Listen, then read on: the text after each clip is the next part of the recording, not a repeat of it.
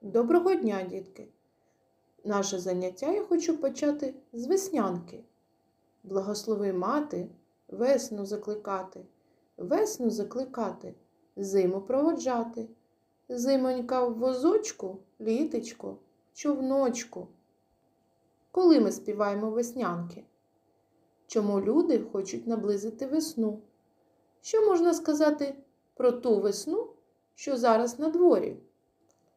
Давайте з вами рушимо екологічними стежинками та познайомимося з зупинками сьогоднішньої подорожі. Для цього ми повторимо правила поведінки в природі. Не засмічуй місце, де знаходишся. Не ламай кущів, гілок, дерев. Не рви бездумно оберемки квітів. Не знищуй, не тривож комах. Послухайте загадку. У білому сарафані сіла на галявині. Летіли синички, сіли на косички. Що це за дерево? Береза. Біля берізки стоїть знак екологічний. Не ламай гілки. Кому берізка може послужити домівкою? Так, дітки, ми проїхали з вами зупинку берези. Зупинка друга – вишні. Почервонів зелений сад, червоні крапельки висять. Знають добре краплі ці, і дорослі, і малі. З задоволенням їдять, тільки кісточки летять. Вишні, вірно. Чи можемо ми зараз поласувати вишнями? Чому? Чим зараз укрити деревце? Чому цвіт вишні не можна обривати? Чим небезпечне перебування поблизу квітучого дерева?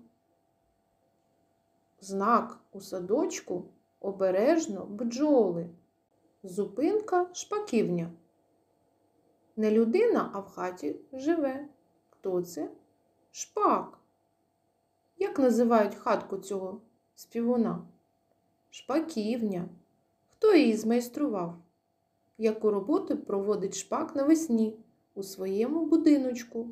Яку користь приносять шпаки? Якими є зміни в житті пташок навесні?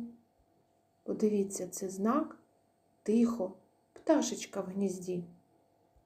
Зупинка інша, зелена аптека. Подивіться, лікарські рослини. М'ята, подорожник, кропива, мати й мачуха.